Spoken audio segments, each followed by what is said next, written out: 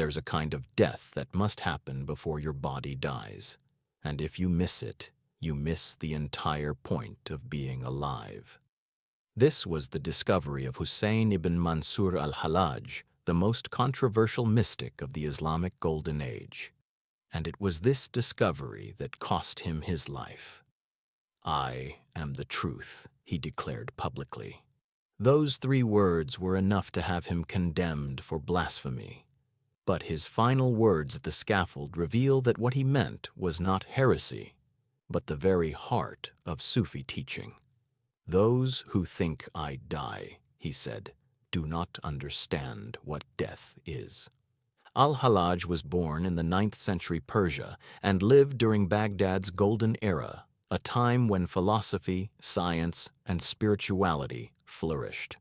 For more than 20 years, he traveled from city to city as a wandering mystic, teaching, guiding seekers, and performing acts that many considered miraculous. His fame spread, but so did fear and suspicion. And for good reason. Al-Hallaj was not just repeating conventional Sufi teachings. He was pointing to something far more radical, a transformation so total, so absolute, that it shattered all conventional notions of what it means to be human. To explain this transformation, he told a simple story. "I knocked at the door of the beloved." "Who is there?" came the voice from within. "It is I," I replied.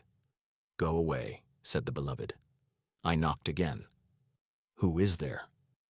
"It is you," I said. And the beloved replied, "Enter, for now there is no separation between us." This was not mere poetry.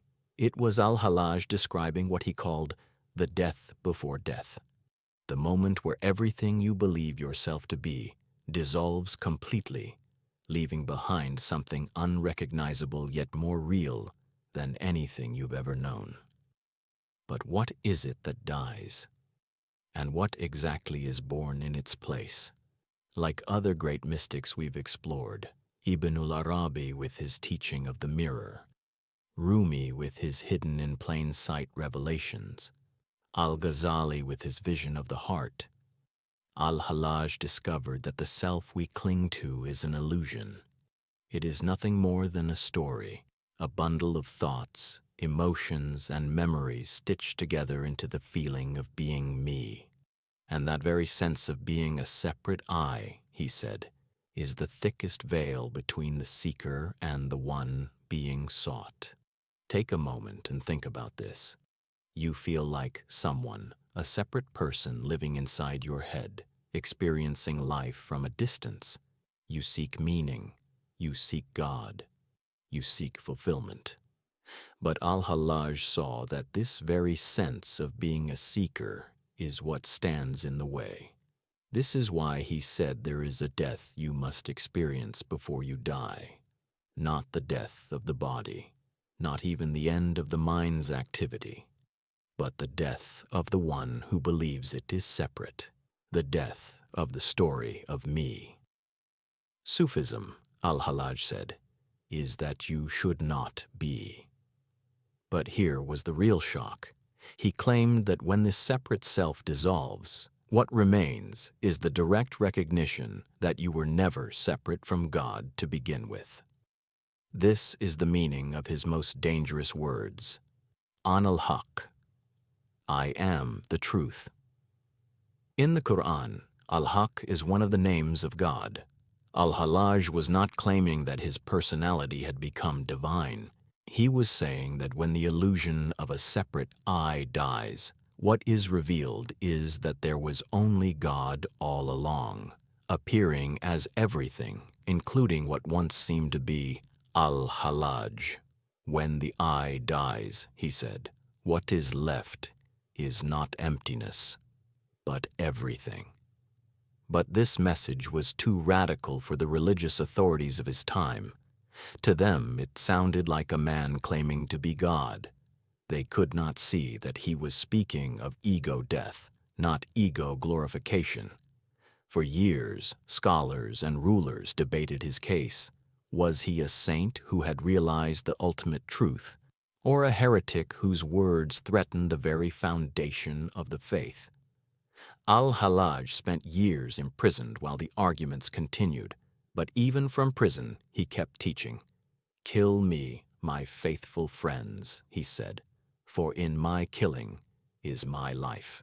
He meant that when the self dies, what remains is eternal life. The death of the ego does not extinguish consciousness. Instead, it reveals consciousness as infinite, not contained by the body, not limited by time. The mystic, al-Hallaj taught, is not the one who performs miracles.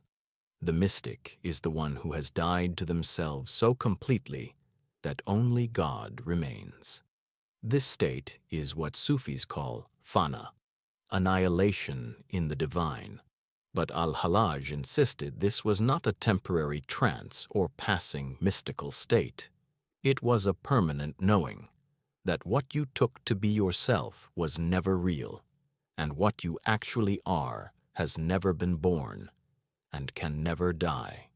"You think you are a drop in the ocean," he said, "but you are the entire ocean appearing as a single drop. So how does this death before death happen?" Al-Hallaj said it cannot be forced. The ego cannot kill itself, because every attempt to do so is still the ego acting. Instead, it happens by grace. But this grace is not arbitrary. It comes when the seeking becomes so complete, so all-consuming, that the seeker itself is burned away. "I sought God for 30 years, al-Hallaj wrote, and when I opened my eyes, I saw that it was God who had been seeking me all along. This is the moment of mystical death, when you realize the seeker was never real. There was only the divine appearing as the search for itself. And this is not a one-time event. He told his students that dying before dying is a daily practice. Every time you catch yourself saying, "I am this, I want that," is an opportunity to die again and live more fully. "When you die," he said, "you will live in a way you cannot even imagine." And what does that life look like? It is a life without walls. You no longer feel separate from other people, from nature, from existence itself. Love is no longer something you feel toward another. You recognize that you are love itself. Peace is no longer a goal. You discover you are the peace that was always here. When the drop falls into the ocean, al-Hallaj said, it does not become the ocean. It realizes it always was the ocean. This is why he faced his execution without fear. On March 26, 922 CE, al-Hallaj was led to the public square in Baghdad. Thousands gathered. Some mourned, some mocked. Some came just to see the spectacle.